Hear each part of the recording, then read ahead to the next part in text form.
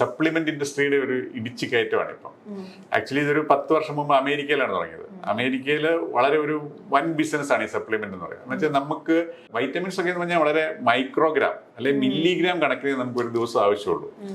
അത് മിക്കവാറും ഒരു നോർമൽ ഡയറ്റ് കഴിക്കുന്ന എല്ലാവർക്കും ആ ഭക്ഷണത്തിൽ നിന്ന് തന്നെ അത് കിട്ടും. അതുപോലെ തന്നെ ഈ വൈറ്റമിൻ എന്ന് പറഞ്ഞു കഴിഞ്ഞാൽ ഇത് നല്ലതല്ലേ എന്ന് വിചാരിച്ച് ഇത് അങ്ങനെ ഒരു ലിമിറ്റില്ലായ്മയില്ല. അധികമായാൽ അമൃതും വിഷമാണ്. അപ്പൊ ഈ വൈറ്റമിൻസ് ഒക്കെ നമ്മുടെ ശരീരത്തിൽ ഇപ്പൊ എക്സെപ്ഷലി ഫാറ്റ് സൊല്യൂബിൾ ആയിട്ടുള്ള വൈറ്റമിൻ എ അങ്ങനത്തെ സാധനങ്ങളൊക്കെ ഉണ്ടാ സംഭവിക്കുക വെച്ച് കഴിഞ്ഞാൽ ഇത് ലിവറിൽ നമ്മുടെ ഫാറ്റിലും പോയി ഡെപ്പോസിറ്റ് ചെയ്തുകൊണ്ടിരിക്കും.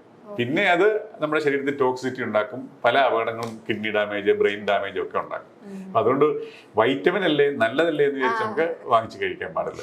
വിറ്റാമിൻ ഇയുടെ ഒക്കെ സാധാരണ പരസ്യം തന്നെ ഇപ്പൊ വരുന്നുണ്ട്. വിറ്റാമിൻ ഇ കഴിച്ചു കഴിഞ്ഞാൽ വൈറ്റമിൻ ഇ ഇതാണ്. വൈറ്റമിൻ ഇ ഒരു ഫാറ്റ് സൊല്യൂബിൾ ആണ്. ഒരു പരിധിയിൽ കൂടുതലായ നമുക്ക് സ്ട്രോക്ക് വരെ വരാം. അത് ഈ സ്കിൻ കെയറിന്റെ ഒക്കെ കാര്യത്തിൽ വരുമ്പോഴാണ്.